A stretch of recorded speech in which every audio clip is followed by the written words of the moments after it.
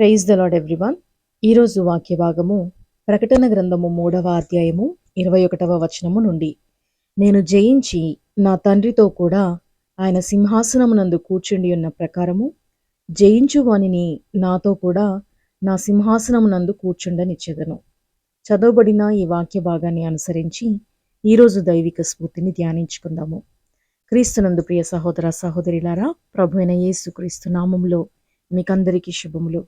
సాధారణంగా ఈ లోకంలో మనం యుద్ధం చేసి జయించాల్సింది మనుషులతోనో సాతానుతోనో కాదు, కానీ మన హృదయంతోనే మనం పోరాడి గెలవాలి. మన హృదయము ఒక యుద్ధ భూమి వంటిది. మన హృదయంలో పుట్టే ఆలోచనలతోనే మన జీవితం ముందుకు సాగుతుంది. మన ఆలోచనలను నియంత్రించుకునే ప్రక్రియే ఈ పోరాటము.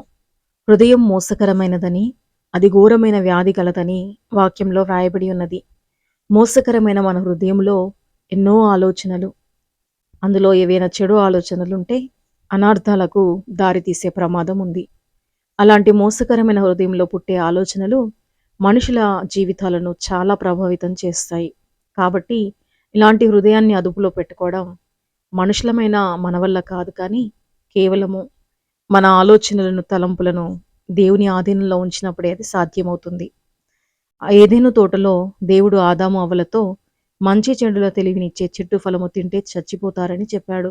అయినప్పటికీ కూడా సాతాను మోసం చేయడానికి వచ్చి హవ్వతో మీరు చావరే చావరు, దేవుని దూతల వలె మీరు ఉంటారని చెప్పినప్పుడు అపవాది మాట విన్నది హవ్వ. దేవుని ఆజ్ఞ పాటించాలంటే చూపునకు రమ్యమైనది, అందంగా కనిపించే పండు తినకుండా ఉండాలి.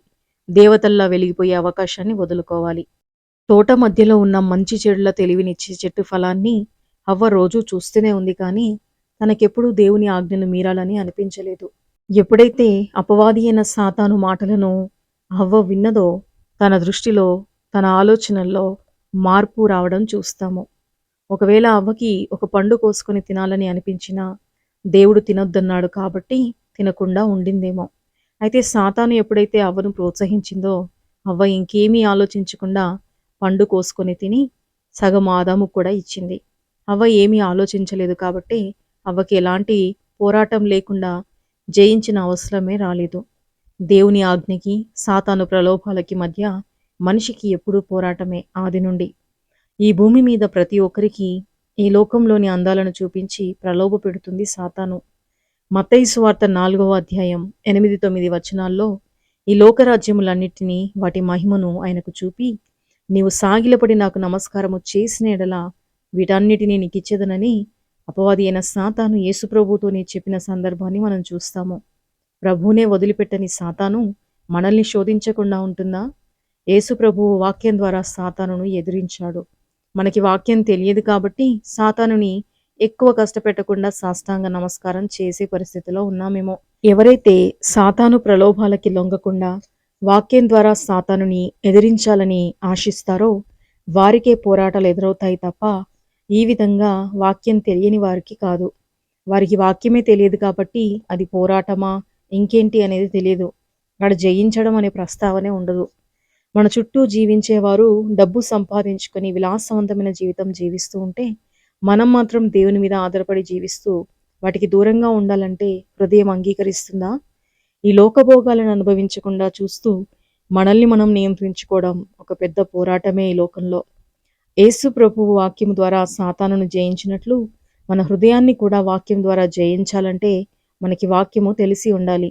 యేసుతో పాటు నీవు ఆయన సింహాసనం మీద కూర్చోవాలంటే వాక్యము ద్వారా నీవు ఈ లోకాన్ని జయించి తీరాలి. మరి ఈ లోకమును, దాని ఆశలను జయించడానికి ప్రభు సహాయాన్ని కోరుతూ ప్రార్థిద్దామా? ప్రార్థన.